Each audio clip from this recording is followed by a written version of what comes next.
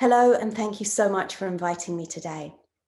I'm going to talk about a group who, as Professor Lorraine Sher says, always run the risk of being forgotten in an epidemic and pandemic response. Children and adolescents as a fundamental and huge part of the world's population, and particularly to look at those who are affected in social and economic ways by the viruses. If we look at the increased and now substantive evidence on children affected by AIDS, we see that HIV in the family both results from and leads to increased rates of poverty, and often that poverty is the greatest driver of negative impacts. We see evidence from systematic reviews of mental health distress, of higher rates of child abuse and family violence, often predicted by the increased stress levels of illness within a family. We see increased rates of school dropout, really important for future opportunities in life. And we see increased rates of future sexual health risks and HIV infection themselves, as children are more vulnerable as a result of being in an AIDS-affected family. But if we look to the deadly virus that is affecting the whole world right now, we see a remarkably similar set of impacts on children. We see increased rates of poverty related to lockdown and illness. We see high levels of anxiety and depression amongst children and their caregivers. We see starkly increased rates of child abuse, from 30 to 50% in UNICEF reports, and increased rates of family violence related to lockdown, stress and pressure. We see, of course, huge levels of school dropout related not only to school closure, but to challenges in returning to school, particularly for the most impoverished. And we see increasing evidence of sexual and reproductive health risks, particularly for adolescent girls and young women, related to lower rates of service access and increased exploitation. But we also see some other parallels between the two. We see that both HIV and COVID affect the most vulnerable families. And if we just look here at two graphs which always stood out to me. The first from the US Centers for Disease Control, looking at rates of HIV prevalence by income within the US. And you see a very clear pattern of the lowest income being the most affected. If we look to the UK Office of National Statistics, looking at COVID deaths, we see an almost identical pattern. And this means that the children who are being most likely to be affected are already those who are in some of the most vulnerable situations. We're also seeing increasing rates, just as with HIV/AIDS, and as HIV/AIDS continues, of orphanhood and also loss of primary grandparent caregivers. This is work led by Susan Hillis and colleagues, and really coming out of the work and what we knew with HIV/AIDS, but modeling the rates of children losing parents or primary grandparent caregivers. And we see a very stark increase as COVID death rates increase. But we also see that these challenges are not two parallel challenges or two parallel epidemics, but two interlinked epidemics. And for example, we know that in sub-Saharan Africa in particular, a primary source of care for children who've been orphaned by HIV or whose parents are unwell is grandparent care. And we see globally that, that elderly people in particular in the grandparental age group are at the highest risk of COVID morbidity and mortality. And so we see children who are increasingly at risk of being doubly orphaned, first by parents and then secondly by grandparents. We're also seeing that these risks are interlinking and impacting each other. And this comes from a series of really helpful conversations with colleagues at UNAIDS, led by Sharon Hader and colleagues. But we see that the impacts of being AIDS affected and the impacts of being COVID affected lead to a set of intermediary outcomes, these negative social and economic outcomes, which themselves lead to higher rates of HIV infection risk. And it's a particular concern that the COVID epidemic is going to increase rates of HIV infection, particularly amongst the young and most vulnerable. We also see that the interlinked epidemics in these highest risk groups. So this is some novel research led by Ilona Tosca and Nontokozo Langwena in South Africa. We're interviewing 1,000 adolescent mothers. And we see here that during the coronavirus period, we see very, very low rates of PrEP uptake, access or uptake, given that these are, we know, the highest risk group for HIV seroconversion, and showing very high rates of HIV risk behaviors during this period.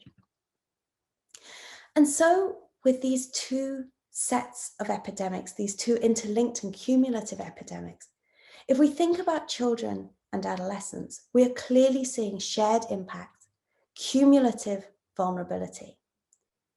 And should we be thinking about a shared response? I don't think there's a clear answer to that, but I wanted to think about it together in this webinar.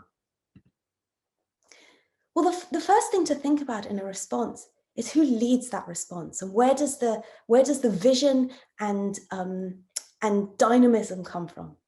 And we absolutely saw with HIV, and continue to see, the vision led by, for example, the Children on the Brink report in 2004, leading to the commitment by the US government of 10% of their funding, of their PEPFAR funding, to orphans and vulnerable children. And over the years, this has been reviewed and seen to be, remarkably positive. With COVID, we've seen impact, particularly with UNICEF leading some really forward-thinking approaches to combating the impacts on children. But it's not yet clear that we've seen the same concerted response, the same active commitment towards children who are impacted by the pandemic. Now, that may be because we're still really early days, and we're still trying to combat immediate challenges. But it's absolutely apparent that as the epidemic continues, now a full year into it, that we cannot wait to respond to children, particularly with crucial developmental periods where you do need to make sure that children are bolstered to have resilience in these kinds of contexts. But any global response, any national or bilateral response, needs to accept that we are facing considerably reduced global resources. This is work from the World Bank, and just highlights that that as we see the impacts of lockdown, we see domestic and international resources quite substantially limited. And so that suggests that we need to think creatively and strategically about solutions. This is some work led by colleagues at the World Bank in Sierra Leone during the Ebola epidemic. And what we see here is that there's a very simple combination of interventions. This was microfinance and sexual and reproductive health support, led to what we could call an HIV and COVID multi-solver. Effectively, it positively impacted a range of these key negative outcomes of COVID, and this case was adolescent girls. So we see reductions in we see increases in school enrollment, reductions in school sexual exploitation, increases in positive health outcomes such as contraception. If we look at the HIV epidemic in particular, this is a study with 1,000 adolescents living with HIV in South Africa. We see that the most effective combination found for this group was a combination of parenting support, attending a safe school, and getting a cash transfer. Again, perhaps a combination of cash and care. And we see that again impacts a range of these violence and school and sexual health impacts of COVID-19, as well as improving HIV care retention and adherence. And this may be particularly important as we are facing huge numbers of children affected by COVID and increasing numbers of children affected by HIV, that we are strategic in the interventions that are going to have these multiplicative impacts across the two epidemics. But we also have to think differently when it comes to those interventions. If we remain in traditional models of relying on in-person delivery, then we are very unlikely to be able to reach the children and the adolescents that we need to in the time period that we need to. And we've all seen the huge negative impacts of long-term shutdowns on children's service access. But as colleagues, particularly Gretchen Bachman and other colleagues at USAID remind me, when we think about remote delivery, we often think about digital delivery. And yet what we need is delivery of services that can be remote, but can work in contexts such as South Sudan, where we cannot rely on high enough levels of digital access and literacy to be able to rely on a purely digital program. But we also have to think about delivery that is HIV sensitive. And colleagues at the World Food Programme remind me that we risk, if we take a purely universal approach, we really do risk missing out those families affected by HIV. And so we look, and there have been some really exciting examples of this. And you see on the right, this is a picture of teachers delivering social food parcels to families by motorbike. But we've seen really exciting examples, particularly in social protection, with cash transfers to school children's families, food provision, and also, for example, the South African government simplifying and amplifying digital delivery of emergency cash transfers. This was done in collaboration with colleagues, Kate Orkin and colleagues. We also see some potential advances in how we deliver psychosocial support, often something that we've assumed had to be delivered in person.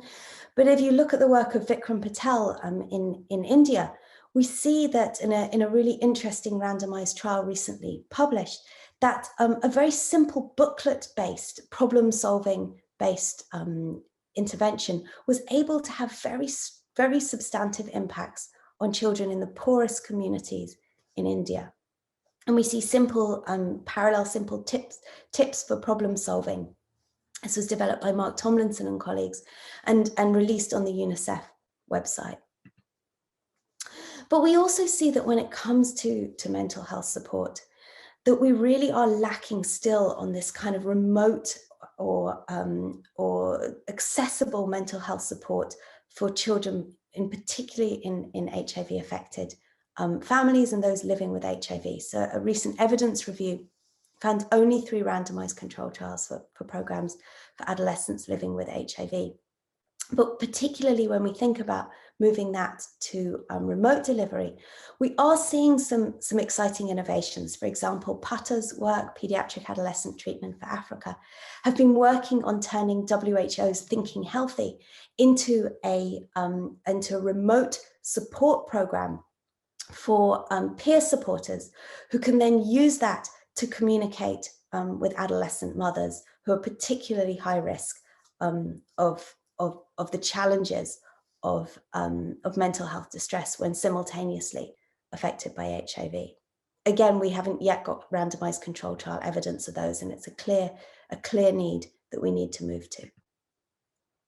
We've also seen some remarkable success of explicitly open source responses. This was work on the COVID-19 parenting emergency response, co-led with UNICEF, WHO, CDC, USAID, and a global partnership to end violence. And effectively, they turned evidence-based violence prevention resources into open source resources translated by volunteers into over 100 languages. And within the space of only a few months, those were able to reach over 150 million people, and were used in 33 government COVID programs. Now, perhaps what was interesting about this was that the open source meant that these could be adapted by anyone in any way. And that's something we've been often very scared of in evidence-based intervention because we're scared that people will change the evidence. But remarkably in this, it was seen that the evidence was not changed. What was changed was the visuals, the look, the feel, to adapt it for communities. And I think that could be a good indication for what we can do when we make our resources open source in future. And so in conclusion, we don't yet, I think, have the full answers, but I hope that this was an opportunity for us to think together about what might be opportunities and necessities for children and adolescents in the shared and interlinked pandemics of COVID and HIV. What we see as opportunities to share evidence, learning from HIV into COVID, but also learning from COVID and remote delivery into HIV. It seems that it is actually essential that we think about collaboration, not competition, between the child and adolescent responses in the two epidemics. If we are in competition, we are likely to lose. But if we take that thinking further, we could think perhaps about not having competition between different NGOs, between different service delivery platforms, but rather to think that in this case, now is the time to open up and to share. And leading on from that, to ask, can we make it a requirement that any funded service is an open source service so that it can be taken up, adapted and used by others as so much needed across the globe? And if that's possible, can we move into what's increasingly being demanded in a crisis or humanitarian response as rapid localization, empowerment of local groups to use evidence and to use it in the ways that are meaningful and effective in their own communities? And finally, to think differently about technology, not to assume that people have Wi-Fi or data access, or even access to a mobile phone, but to think about technologies and remote responses that can span the range from those who have smartphone access right through to those who have no digital access at all, and to be thinking simultaneously about how we reach them during this epidemic. So I want to end by saying thank you, particularly to funders and partners. But just as we leave, I wanted to end with a quote which has driven many of us in the HIV and AIDS epidemic, but may also have to drive us in this current pandemic. And as those early heroes of HIV and the ongoing heroes of HIV remind us, if we don't do this, it's not clear who will. Thank you.